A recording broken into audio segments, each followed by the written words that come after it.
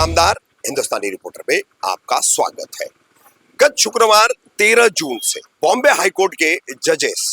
Girish Kulkarni, Arif doctor, इनके एक कड़े आदेश के बाद बिल्कुल कुंभकर्णी नींद से जागा हुआ ठाणे मनपा का समूचा प्रशासन और आयुक्त सौरव राव, इनके द्वारा जो शुक्रवार 13 जून से कार्रवाई की जा रही है, उस आदेश के बाद से कौसा शील रोड के दोस्ती कॉम्प्लेक्स के पीछे जो एवी के कंपाउंड है, इस एवी के कंपाउंड में ये कार्रवाई पिछले 13 जून से चल रही है। आज मंगलवार है 17 जून, यानी कि 5वां दिन। अब 5वें दिन तक इस पूरी कार्रवाई में आपको यहाँ पर बता दें, लगभग 10 से 11 इमारतें जो है वो पूरी तरह से जमींदोज कर दी गई है। मेरे पीछे आप देख सकते हैं, ये आज ही के दिन में, यानी पिछले 2 दिन से इस पर धीमी धीमी कार्रवाई करते हुए जो लोग इसके अंदर रह रहे थे उनको बाहर निकालते हुए अब ये बिल्डिंग इस तरह से पुल डाउन कर दी गई है। एवी के कंपाउंड के एंट्रेंस से हम जब अंदर आएंगे शुरुआत में, तो वहां से लेकर यहाँ पीछे तक, आगे तक आप देख सकते हो कि ये एक बिल्डिंग है, इसके अलावा 2 बिल्डिंगें और थी, ऐसी कुल 3 बिल्डिंगें यहाँ पर जो है पुल डाउन कर दी गई है। अब इसमें ये 5वें दिन की कार्रवाई के दरमियान आपको बता दें कि 16 जून सोमवार को यहाँ पर एक बात फैली कि हाईकोर्ट ने कार्रवाई पर स्टे दे दिया है। हाईकोर्ट में उसी बेंच के सामने जस्टिस गिरीश कुलकर्णी और जस्टिस आरिफ डॉक्टर,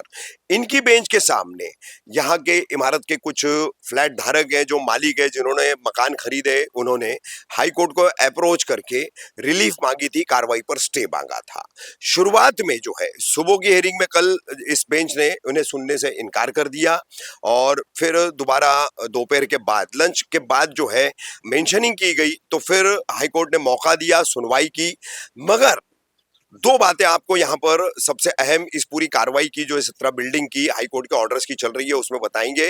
कि ये 16 जून को जो हाईकोर्ट ने आदेश पारित किया है, एक नया आदेश इस संबंध में एवी के कंपाउंड की 17 इमारतों को लेकर के, तो इसमें उन्होंने स्टे दिया है। लेकिन ये स्टे केवल ये रहने वाले जो लोग हैं, जिन्होंने फ्लैट खरीदे हैं, उन लोगों से कागजात मांग करके उनसे अंडरटेकिंग के लिए उनको वक्त दिया है कि आप लिख करके दे दीजिए, मकान आप खाली कर देंगे। यानी हाईकोर्ट ने अंडरटेकिंग में इनसे मांग कर ली है और ये अब अंडरटेकिंग की प्रक्रिया पूरी हो जाएगी। आगामी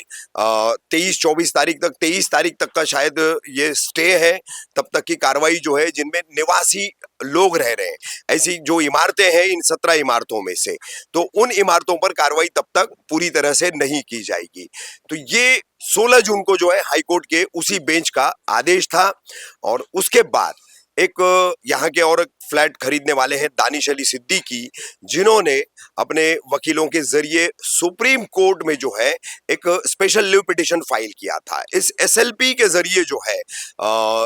रविवार के छुट्टी के दिन ये एसएलपी यहाँ सुप्रीम कोर्ट में फाइल की गई थी। एसएलपी फाइल होने के बाद जो है सोमवार को 16 जून को इसकी मेंशनिंग की गई। मेंशनिंग करने के बाद ये मैटर जो है लिस्टेड हुआ जस्टिस उज्जवल भुयान और जस्टिस मनमोहन की बेंच के सामने। अब यहाँ पर मंगलवार 17 जून को इसकी सुनवाई की गई। तो हाईकोर्ट के ऑर्डर्स और पूरे मामले को देखते हुए सुप्रीम कोर्ट ने इस मामले में किसी तरह से हस्तक्षेप करने से साफ इनकार कर दिया और मामले की सुनवाई तक का करने से इनकार कर दिया। स्टे या किसी तरह की कोई रिलीफ जो है देने की बात तो बहुत दूर की रह गई। और सुप्रीम कोर्ट ने हाईकोर्ट की प्रशंसा करते हुए, तारीफ करते हुए कहा है कि हाईकोर्ट ने बेहद जो है सराहनीय कदम उठाया है, एक बहुत ही गंभीर किस्म का ऑर्डर दिया है। क्योंकि हम आपको बता दें कि जो फुल फ्लैश ऑर्डर 12 जून को हाईकोर्ट के जस्टिस गिरीश कुलकर्णी और आरिफ डॉक्टर की बेंच ने जो किया था, उसमें यहाँ पर जो ऑपरेटिव पार्ट में चीज नहीं थी, वो हम आपको यहाँ पर बताएंगे कि उसमें बताया गया था पिटिशनर जो सुभद्रा टकले है, उसने हाईकोर्ट में ये अपने पिटिशन में दायर बिल्कुल लिख करके दिया था कि ये तमाम जितना कंस्ट्रक्शन है 17 इमारतों का, ये अंडरवर्ल्ड कनेक्शन से किया जा रहा है। यानी कि कहीं ना कहीं अंडरवर्ल्ड की यहाँ पर कनेक्टिविटी दिखाई गई और उसको justice Girish Kulkarni, justice Arif doctor की बेंच ने बेहद गंभीरता से लिया। और इसी मुद्दे को जो है सुप्रीम कोर्ट के बेंच के जजेस उज्जवल भुयान और जस्टिस मनमोहन दोनों ने पकड़ा और दोनों ने इस पर जो है किसी तरह की सुनवाई या राहत देने से इनकार किया। तो वहां पर पिटिशनर की तरफ से जो लर्नेड काउंसिल थे, उन्होंने फिर रेमेडी मांगी कि पिटिशन विड्रॉ करने की हमें इजाजत दी जाए और दोबारा हाईकोर्ट जाने की हमें यहाँ पर जो है मौका दिया जाए। तो वो अलाउ करते हुए जस्टिस उज्जवल भुयान और जस्टिस मनमोहन की बेंच ने इस पिटीशन को जो है डिस्पोज किया और काउंसिल ने इसे विड्रॉ कर लिया। तो सुप्रीम कोर्ट द्वारा एवीके के मामले में जो है 17 जून मंगलवार की सुनवाई में किसी तरह की कोई राहत नहीं दी गई है और ये कार्रवाई जो है होनी चाहिए, जिसके चलते लैंड माफिया जो है, इलीगल बिल्डिंग माफिया जो है और फिर इसमें सरकारी अधिकारियों की जो शमूलियत है, वो जो शामिल रह करके करप्शन करके जो है इसमें तमाम जो है चीजें जो है पनपती है और इसमें जो गरीब आदमी जो आज जो पिटिशनर है वो इनोसेंट है, मगर हम इसमें दखल नहीं देंगे, इस तरह का जो है ऑब्जर्वेशन करते हुए इसकी सुनवाई से इन दोनों जजेस ने इनकार किया। तो एवी के कंपाउंड की 17 इमारतें और तमाम निवासी, अब कोई रास्ता बचा नहीं है। हाईकोर्ट ने स्टे जो दिया है वो सिर्फ 23 तारीख तक का है, 23 जून तक का है। अंडरटेकिंग में यहाँ पर बिल्डरों को जो पिटिशनर्स हैं या जो उनके साथ के तमाम फ्लैट ओनर्स हैं उनको ये मकानात खाली करके देने पड़ेंगे और उसके बाद जो है यहाँ पर ये बची हुई इमारतों की तोड़ो कार्रवाई थाने मनपा द्वारा की जाएगी। तो ये लेखा जोखा जो है पूरा आपको बता दें, हमने तीसरे दिन तक की कार्रवाई तक की खबरें आपको बताई, चौथे दिन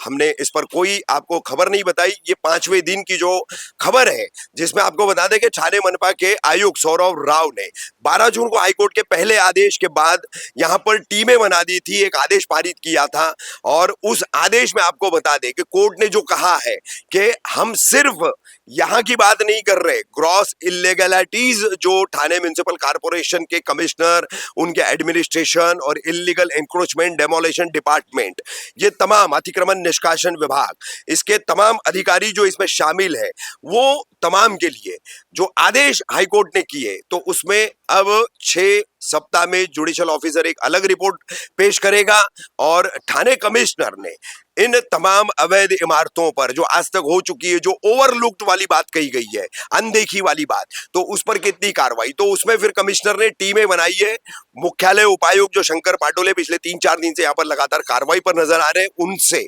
पूरी उनकी जिम्मेदारी निश्चित करते हुए उनसे पूरे 1 साल के अवैध निर्माणों का लेखा जोखा मांगा गया है कि कितनी अवैध इमारतें कौन सी जमीनों पर खड़ी हुई है, नॉन डेवलपमेंट जोन में खड़ी हुई है, इंडस्ट्रियल जोन में खड़ी हुई है, या फिर वो सरकारी जमीनों पर खड़ी है या निजी किसी की मालिकाना अख्तियारात वाली जमीनें उस पर खड़ी हुई है। तो ऐसा बाइफर्केशन करते हुए बिल्कुल उसको वर्ग में बांटते हुए पूरी जानकारी जो है 17 जून तक शंकर पाटोले को आयुक्त सौरभ राव को देनी है, यानी आज 17 जून है, आज उनको ये देनी है। और फिर आपको बता दें कि ये सिर्फ एवीके का मामला नहीं है, ये समूची दीवा प्रभाग समिति, मुबरा प्रभाग समिति, कलवा प्रभाग समिति और ठाणे शहर में जो अन्य 6 प्रभाग समितियां आती है, ऐसी कुल 9 प्रभाग समितियों में होने वाले जो अवैध निर्माण है, जो हो चुके हैं पिछले साल भर में, उन सब का लेखा जोखा देना है। अब यहाँ पर मैं आपको एक फोटो और वीडियो बताऊंगा। आप थाने से आएंगे, कलवा जब उतरेंगे तो जो नया ब्रिज बना है उस ब्रिज को लग करके एक बिल्कुल 8 मंजिला अवैध इमारत जो है वहां पर खड़ी है।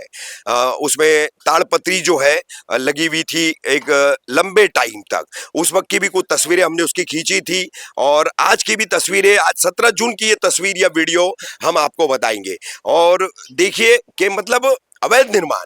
सिर्फ बुमरा कौसा या शील इस इलाके में नहीं हो रहे। हम अपनी लगातार खबरों में बता रहे कि थाने मनपा प्रशासन ये सभी तरह के सभी जगहों पर होने वाले अवैध निर्माणों की अनदेखी कर रही है और इसका खामियाजा देखिए सिर्फ और सिर्फ सबसे ज्यादा आम इंसान को भुगतना पड़ रहा है। ये वो इमारत है जो आप देख सकते हैं कि ये कलवा ब्रिज से आप उतरेंगे, मोटर बाइक पर रहे, कार पर रहे, ऑटो रिक्शा में रहे, तो ये इमारत आपको दिखेगी। अब वर्तक नगर, वागले स्टेट, पालकुम, माझीवाड़ा,